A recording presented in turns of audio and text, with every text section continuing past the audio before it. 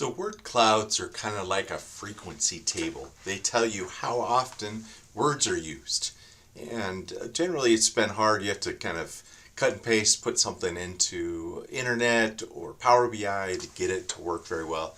ChatGPT, of course, makes it easy. So we're going to ask specifically what word is used the most describing their best class or their best professor. So I did a survey of students and I said, hey, I want to be your best class or your best professor.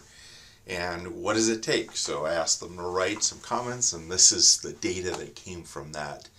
And then specifically, the other question was kind of what does the word cloud tell us about student sentiment? And so there's a few tricks to the trade here. So let's go ahead and upload the data and see what it's got for us. So here's the data file.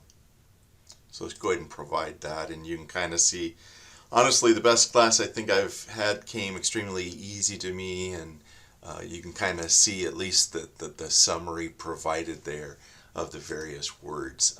I usually like to ask it to provide the last 5 rows of the data. In this case, you could probably just see it yourself, kind of going all the way down, and so you can kind of see what that looks like. Okay, so the first thing I wanted to do is create a bar chart. That's the first thing I'm being asked to do in the lab. And in the bar chart, it's I'm going to count how many times a word is used, and I don't want to include the word class because it was class. Maybe I take out some other words like the and an or a or was, or these are often called common stop words or prepositions, so a lot of times it will automatically do that. Without instruction, ChatGPT would include them in. I'm also telling it what color to use, so this is kind of a hex number. It gives the hue of the specific blue. Maybe it doesn't matter to you. I've recently learned how these hues kind of work, and so we're just specifying exactly what we want. And so we want to display the count. This is a frequency, like how many times is it in this data set, and to please sort it in descending order. So let's go ahead and do that. Ask for a bar chart, ask specifically for this information, take out certain words, and you're going to go ahead and proceed. So we're not yet doing the word cloud.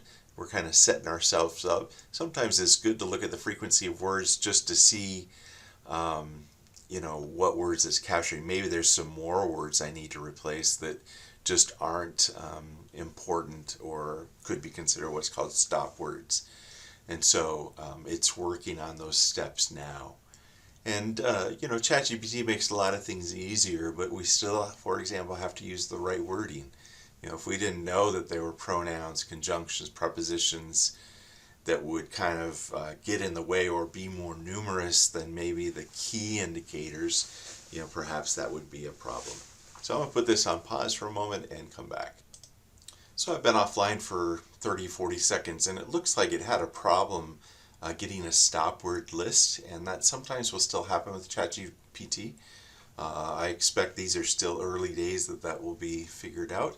But it used its own list, which means my results and your results might be different of what is excluded. But it looks like these words like always, engaged, favorite, university, course, are all words that might be included there. And so we can kind of see those words included. So the next thing we'd want to do is create a word cloud based on the frequency of the items provided. And so where we're making the size proportional to the frequency, and so we're essentially saying, hey, the bigger ones like engaged and always and university appear much more frequently than, say, other words, and some of you even have a hard time seeing here. But this is the way of communicating, and because it's a visualization, it's almost a heat map, right? The darker the words, the bigger the font size, the more likely, maybe the word always isn't important, maybe they do or they don't like opinions. Sometimes a problem with word clouds and sentiment analysis is essentially it could be not always, or I don't like the opinions or whatever. But this seems to be an overall decent summary of what's happening. Once this is done, we could ask it to write a memo of what it found, and perhaps provide more information about some details, some underlying details of what could happen. And so it's able to provide that. We could also ask it to provide the prompts that were provided. I usually like to do that. And so I could ask it to do that at the end. So based on this memo and this information, that completes the lab.